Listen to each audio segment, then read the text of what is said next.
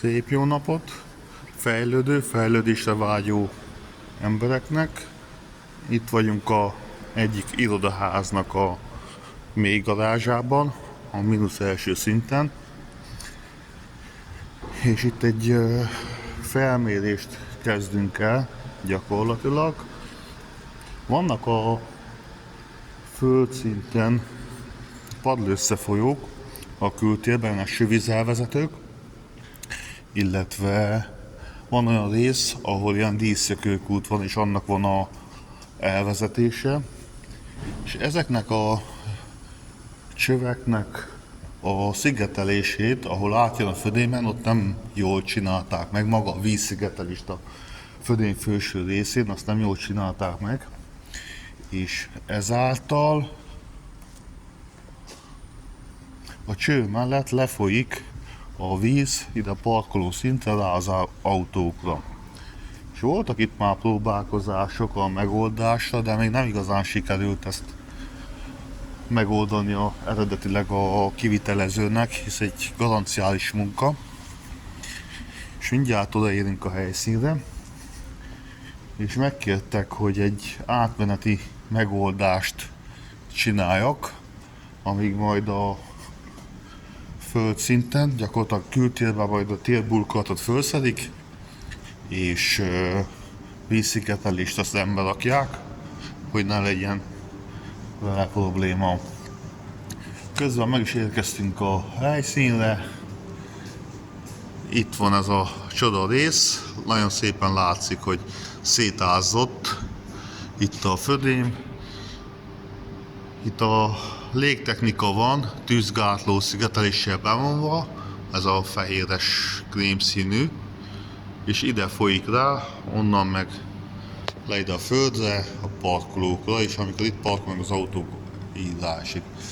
Itt voltak próbálkozások. Első próbálkozás az, hogy a födém alá oda ilyen lemezt ragasztottak föl, ilyen nagyon erős vízzáró öntapadós ragasztóval, hogy megfogja a vizet, hogy ne csöpögjön ide le.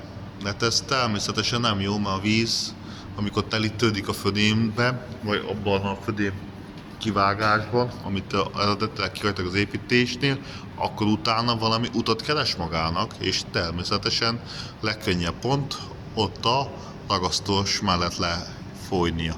Tehát, hogy ugyanúgy ázik szét, megoldás, ez nem volt jó, nem is helyes megoldás, mert ha valami onnan folyik a víz, akkor nem bedugnunk elő lyukat, hogy ne folyjon, hanem megoldani a probléma okát.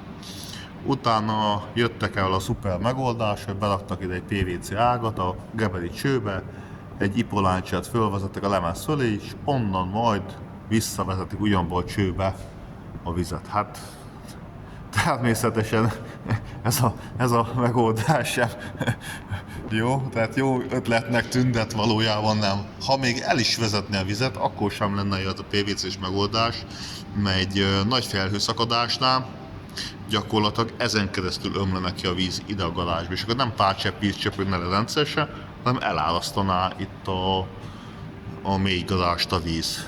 Úgyhogy most átmeneti megoldásnak az lesz, hogy rögtön itt a légcsatorna alá, ami le van a tűzgátló szigeteléssel vonva, egy olyan 80x80-as csepptálca lenne felszerelve, hogy a födémből lecsöpögő víz a csepptálcába essen össze, az a ragasztó szalagozás onnan eltűnik, ez a PVC ág innen eltűnik, és össze lesz sütve tűkörlapos sütéssel, hogy eredetileg is volt, tehát ez nem jó megoldás.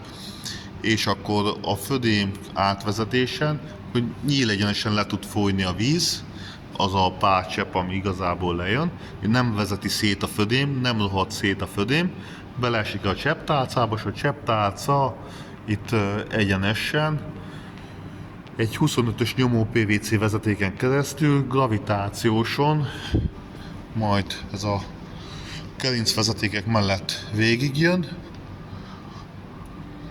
egészen a falig, hőszivattyúk fölött elmegy jobbra, itt van a szellőző gépháznak a tűzgátló ajtaja, és attól jobbra kb. 1 méterre lesz a falon átvezetve. Fal belső oldalán van egy falikút, és oda lesz bekötve.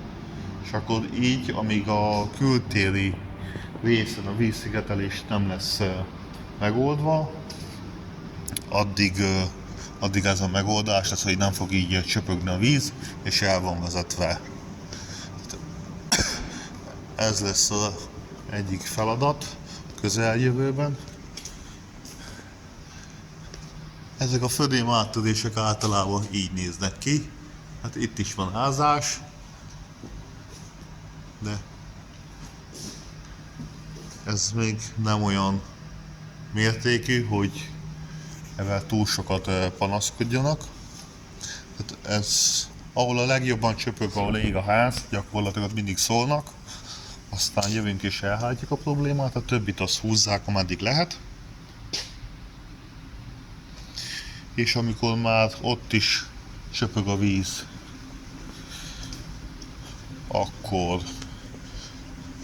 akkor újból szólnak, és jövünk, akkor azt is megcsináljuk. És szép lassan megyünk körbe így az épületen, javítsuk ki a munkákat, azokat, amit eredetileg a generál kivitelező gépész csapat hanyagul csinált meg, vagy éppenséggel a vízszigetelő csapat. Itt is egy hasonló megoldás látszik, szép cseppvízkő szétcsapódva. Hát van ilyen nem kevés. Most azért látszik kevesebb vízfolyásnak, most nem egy nagyon esős időszak van. Hát ez példaértékű, ez nagyon szép, látszik ott a cseppkő barlang.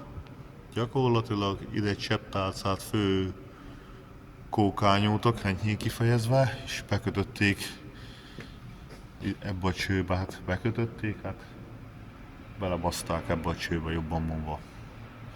Na mindegy, ezt nem mi csináltuk, egyelőre működik, de ez sem jó megoldás. Amikor folyamatos felhőszakadások lesznek, az ilyen csövekből mind ki fog jönni a víz, nem kicsit, hanem olyan szinten fog jönni, mint egy ATZ kút, fölcsapja a mennyezetre. Az összes vizet gyakorlatilag. Hát itt egy másik kábeltálcás, csepptálcás megoldás. Hát ez gyönyörű. Hát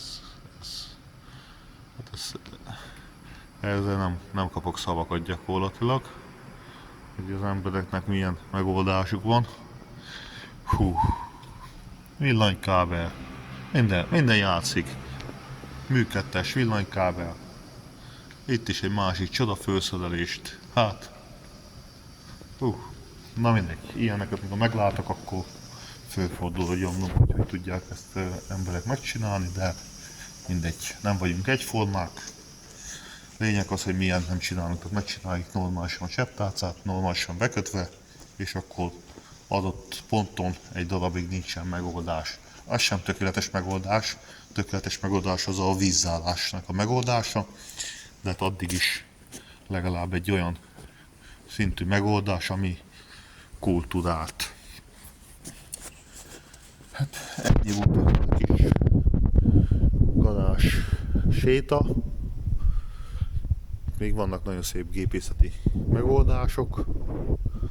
Tehát itt azért szépen meg van csinálva a kivitelezés. De hát minden nem lehet tökéletes. Úgy vannak mindenütt hiányosságok, de ezért vagyunk itt, hogy az ilyeneket megoldjuk. Köszönöm, hogy meghallgattatok. Legyen szép napotok. És csak hajrá előre a fejlődés útján.